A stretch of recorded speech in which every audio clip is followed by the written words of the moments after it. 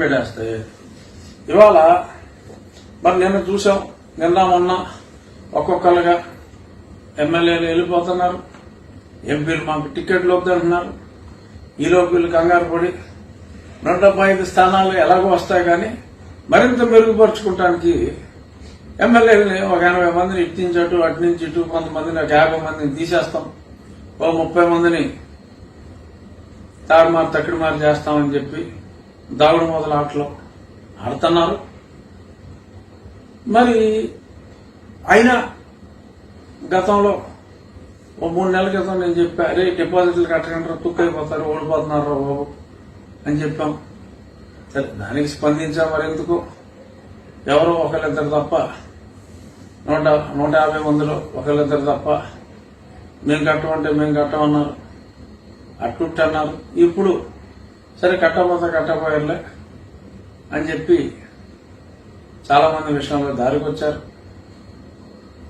కొద్దిమందిని ఇది మారుస్తాం అన్నప్పటికీ కూడా వాళ్ళెవరో పోటీకి మార్చిన ప్లేసుల్లో పోటీకి సుముఖత వ్యక్తం చేయని వాళ్ళు కూడా ఎక్కువ అవుతున్నారని రెడీగా ఉన్న ఆఫీసులోనే సిద్ధంగా ఉన్న ట్రంప్ అవినాష్ని మళ్ళీ రిపోర్ట్ కొట్టమ్మా అని చెప్పి నెలకి సంవత్సరానికి 8.5 కోట్లు ఇస్తున్నారు టైమ్స్ నౌ. వాళ్ళే ఉంది, ఈ ట్రంప్ అవినాష్ గారి భార్య, ఆవిడకు సర్వే కంపెనీ ఉంది, అమ్మ ట్రంప్ కుట్టమ్మ ఒక సర్వే. జనాలు అసలు మనం డిపాజిట్ వద్దురా బాబు అని చెప్పి ఎగ్జామ్షన్ ఇచ్చినా సరే క్యాండిడేట్లు ఒప్పుకునే లేరు, అంచేత ఓ సర్వే కొట్టని చెప్పినట్టుగా ఉంది. ఇమీడియట్ గా వాళ్ళ సాక్షిలో ఫ్రంట్ పేజీలో సర్వే కొట్టారు.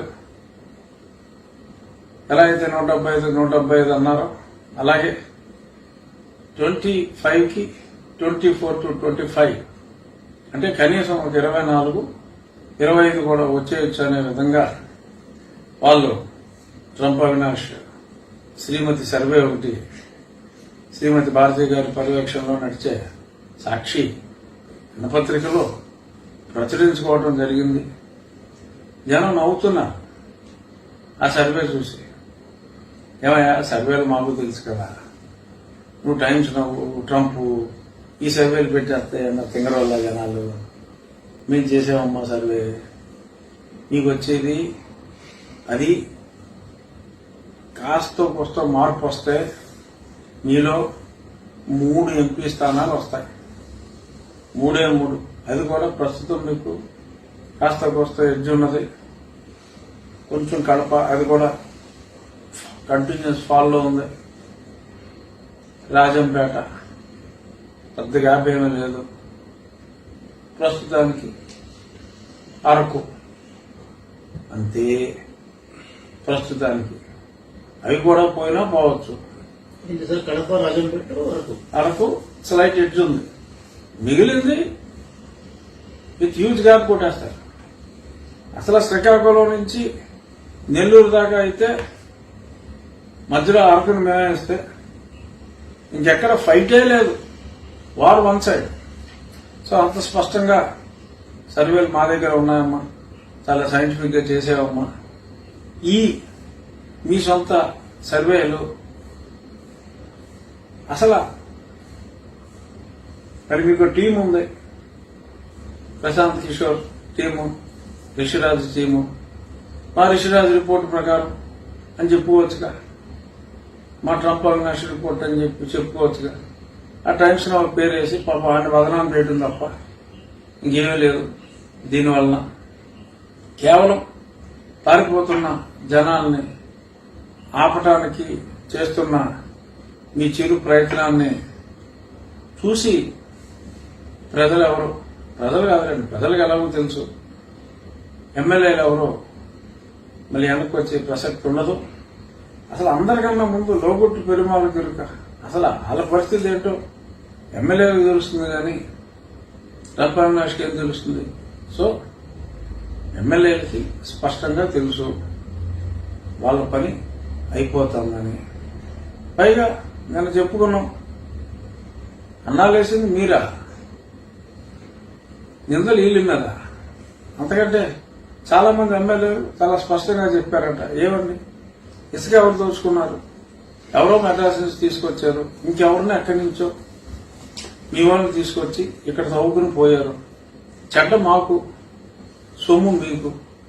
మట్టికి ఎవరో తెలంగాణ రెడ్డిని తీసుకొచ్చారు, ఇంకెవరినో తీసుకొచ్చారు.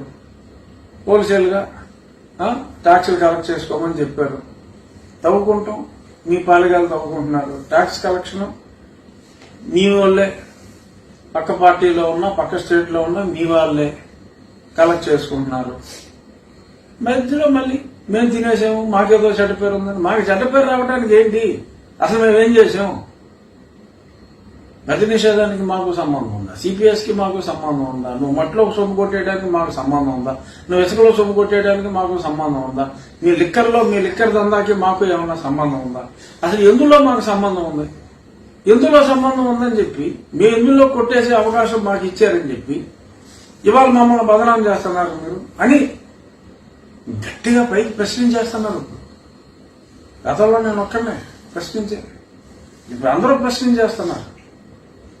సో రాబోయే రోజుల్లో మరింత గడ్డు పరిస్థితుల్లోకి వెళ్తారు. అదేదో కవరింగ్ ఇన్ఫెర్నో కోసం పాతికి వస్తున్నాయి, 175 వస్తున్నాయి, అయినా ఎందుకు మారుస్తున్నామంటే మరింత అంటే 25కి 30 వస్తాయా, 175కి 200 వస్తాయా? వా నవ్విపోదురుగా నాకేటి సిద్ధి అని చెప్పి జనం నవ్వుకుంటున్నారు.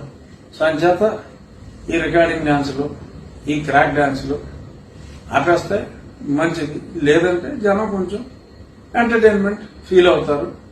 వచ్చే వారం ఇంకో పేరు మీద ఇంకో సర్వే కూడా రిలీజ్ చేసుకోండి.